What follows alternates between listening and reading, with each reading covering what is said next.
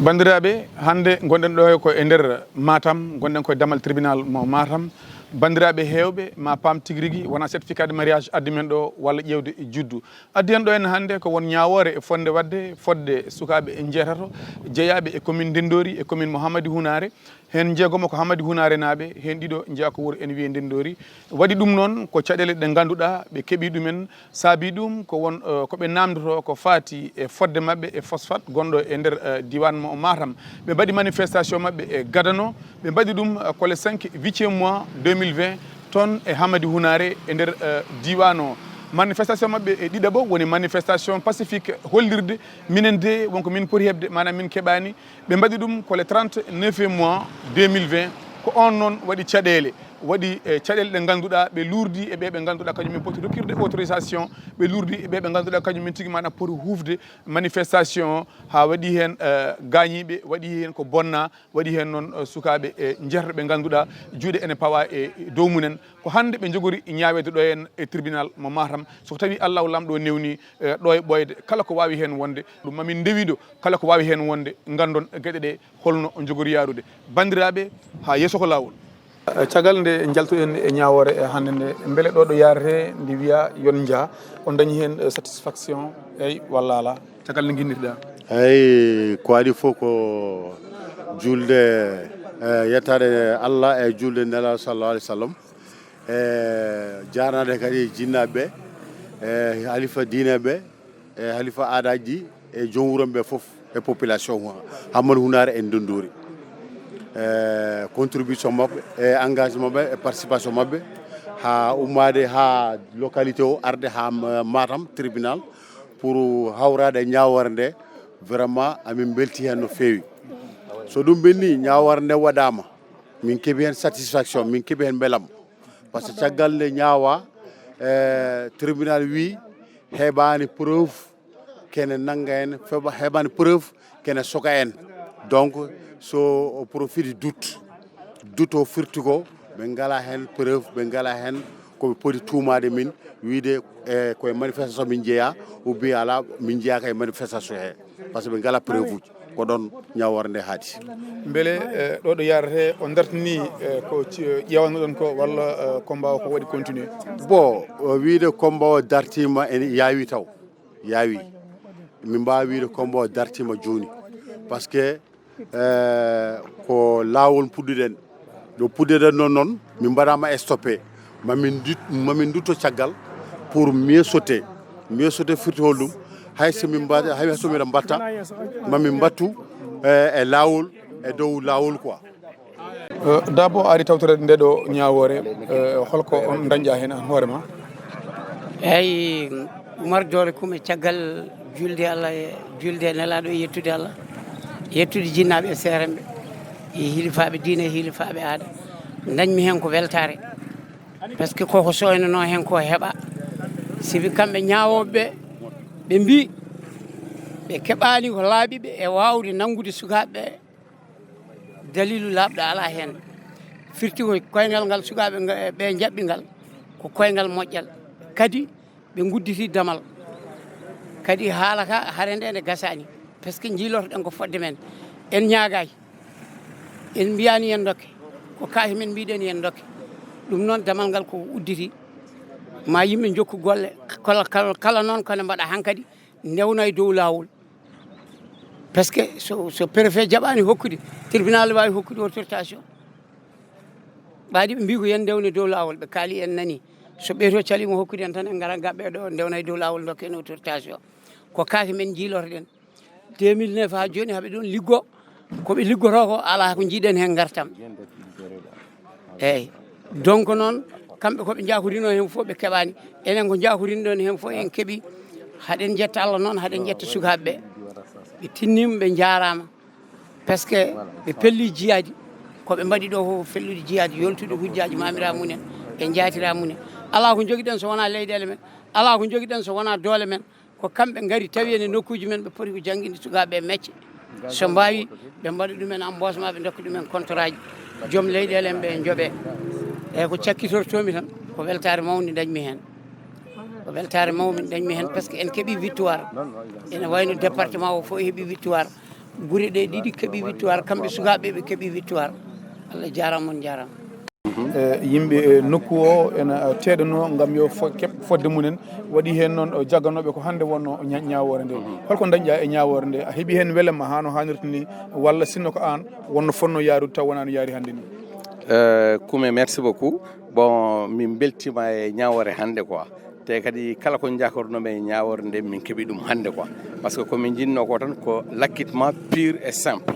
taw hay sursis ala hen quoi condamnation ala hen sursis ala hen donc ko ɗum min dañi hande quoi donc ko weltare tan min dañi hande donc ça s'est passé comme ça devrait se passer voilà mi weltima no fewi no fewi no fewi mi weltani sukaɓe ɓene kadi bon mi weltani commune o hoore mum c'est à dire Hammadou Hounare foof quoi voilà ko minen dañi beelam hande quoi voilà résumé en soninki bon soninka hande ndi assalamu aleykum bon gela Sénégal yani donc comme jugement keɓe ga dabar lenki adin trindi a gella nde oga sewaɗi quoi ta dangani o sewo jugement kedi par ce que ogañi keɓe du koda keña kita quoi donc lemunu ku idi wara ima ho saki kamma ima hay bale saki kamma idi wara tan purement et simplement halla ñillen tay hohon tay donc le combat continue golle ke kuna bon pour na ken kakka hay ke golle ɓe lemunu ku gaɗa battenga donc debe ke su golle ñan donc o kuwi halle o wadi battenga quoi iga katoro no so o ga mogadi dema inshallah rabbi iga katono o gol ho gano o hamiran pinya iga kitta yagambe mogadi dema ko inshallah voilà an aɗa jeeno e yimɓe e noddaɓe jeeɗa ko wuro ene wiye ndendori beele ko nanɗon hande o yoni on walla kadi beele population ɓe ganduɗa ko ɓen goyon toon goƴaji mumen nanggani on e combat o woni ndendorinaɓe woni e guure goɗɗe e tariɗe ɗe ko yalti hande koko dañƴa hen eyyi caggal yettude Allah ko julde rasul sallallahu alayhi wa sallam ko yettude jinnaɓe ɗiɗo ɓe saabu kamɓe goni sababu wodede nde tawno neɗɗo kam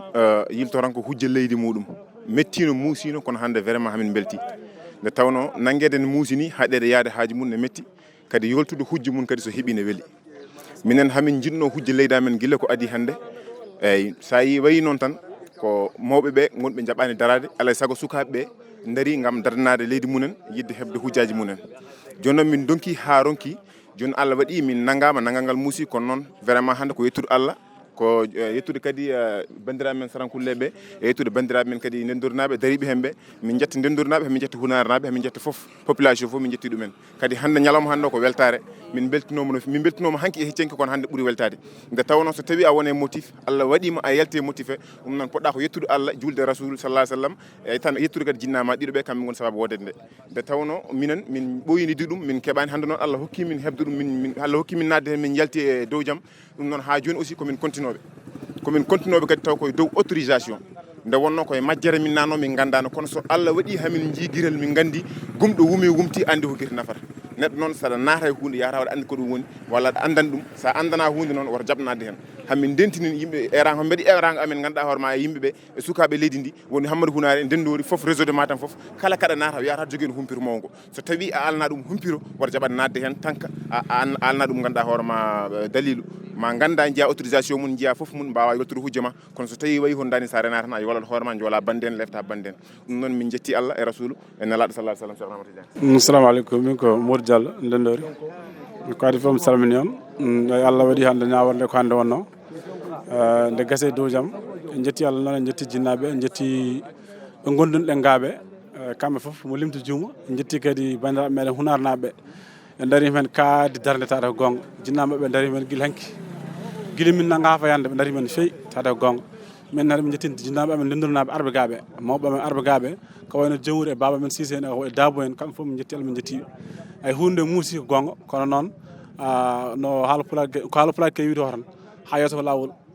kala noon no muusiri so Allah jaɓi kadi mamin dewran mamin dew lawol e ngol ha min jolta ujaji amen ɗi taw noon wona e dow toga togi ala lawol tan poccugol min defat min keeɓe komin poti hebde o minen min jolta hujjaji amen saabu wona minen tan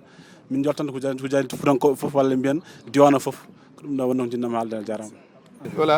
ceerno a ari e tawtorede oɗo ñalawma so hay mo yima ene andi won sunu mo joguiɗa walla won relation tiɗɗo mo joguiɗa manan e rendo ngo hande a hawre ɗum ɗo ko ardi foof holko adi jolde hakkille ma ndi wiya ɓe goppitama ala ko rewiɓe ala ko rewe mabɓe eyyi assalamu aleykum wa rahmatullahi wa barakatuhu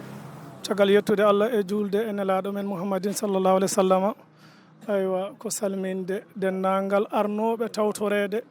oɗo beele mamo ganduɗa Allah na moftanno min mbo nde ganduɗa taw min tinani min tintani ena hokka min beelamma oɗo e hawru e alkames e tribunal aywa mo ganduɗa ko resonde Matam amin jetta Allah noon somin jetti Allah ala sago min jettat sababuji gonɗi ha min mbawi yettu Allah sababuji gonɗi ɗi hamin mbawi yettirde ɗum ɗo Allah ko kewi ko hakkude aywa fas aywa e hunare e ndendori e ɓesguji mabɓe hade min yettude ɓen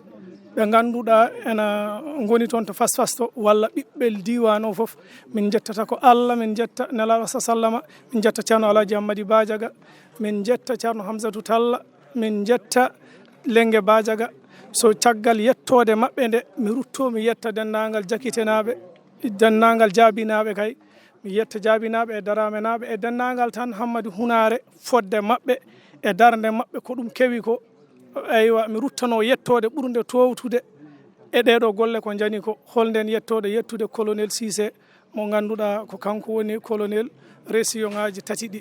Cissé gonɗo Ndar nde ɗum kewi nde mi alano ɗon ko min o hafri ɗum téléphone o wiya wallam wuro ngo no jogori jiiɓade mbi bisimilla komi jaltuɗo kono so Allah jaaɓi mami ar wallude eywa beela jaam dañode wonde ko jaam heƴata e dendagal ɓiɓɓe julɓe ha tengti e enen miskinoɓe ɓe ganduɗa gonga hujjaji yimɓe ina jooli e sifa fodde ɓesguji ɗi ena jiiya golle ina golle ina dañal na yalta hen ngaluji na jalta hen goɓɓe na golla hen fodde ɗum enen eɗen jiiɗi ɗum eɗen jiɗani ɗum ɓesguji meɗen ɗum ɗon foof e wawde noon eɗen jettira Allah nden yidde men e mabɓe e yiɗodirde ene mabɓe jotodirde e mabɓe kono ha hande ko e ɗum woni ko gonɗen ɗum noon waɗi eɗen jetta Allah tan eɗen juula e nelaɗo Allah Muhammad sallama so wonano tan gueɗal en jokkanno haalde ko juuti fodde enen weltare men hande ko dañƴen ko saabi ɗum ɗo foof hunade rendi watti sarcement o e dow hooram miɗo ɗowi ɗum miɗo ɗowdi ɗum e mo ganduɗa ko musidɗo eywa woni Laasana to banggue Sarankulleɓe to Laasana Sidibé guila ɗum kewi ɗo eywa so wona ko arde mi gendarmerie nawtude sukaɓe ɓe nden tan woni kanko Laasana o tawaka kala ko heddino ɗum ɗo de ko dañmi ɗo hande dañjumi ɗum ko Laasana ɗum noon allahumma salli ala rasulillah. bandiraɓe min mbino moon darde amen ɗo e tribunal mo Matam wona ƴewde certificat de mariage ko arde e tawtorede e ɓe ganduɗa ko sukaɓe diwan o ko sukaɓe département mo Kanel tawa kadi koye commune mo Ndendori commune Hunare commune Horkadiéré dariɓe lang gam yoltude hujjaji jooliɗi guila ko ɓooyi holko saabi ɗum waɗi société ji kewɗi gardi jippi e nokkuji mabɓe ene gabto hen leyɗele e kaaƴe e goɗɗum ko wona ɗum ko yimɓe cuuɗa ɗum noon waɗino dille laabi limtinɗi ko ɗum waɗi hen sukaɓe jaggaɓe gadda ɗo henna e nokku o ene ñaawe kono ɓe mbi ɗum ko yettude Allah nde e tawno tribunal hande haali gonga e mabɓe wi ɗo yarete ala ko wawi fawde e dow mabɓe saabu heɓani hunde ko memoto ko yiyoto koɓe tumete ko kamɓe mbaɗi ɗum waddi min mbi on Warango TV ma rewido kala golle mbaɗoje e leydi ndi so tawi Allah o lamɗo newni sonko gantuɗe golle he min ñaguimo on yaafuya so longere mo nde wari nokkuɗo wa ɗum jomum yilno hen bandiraɓe ha lawol gongol.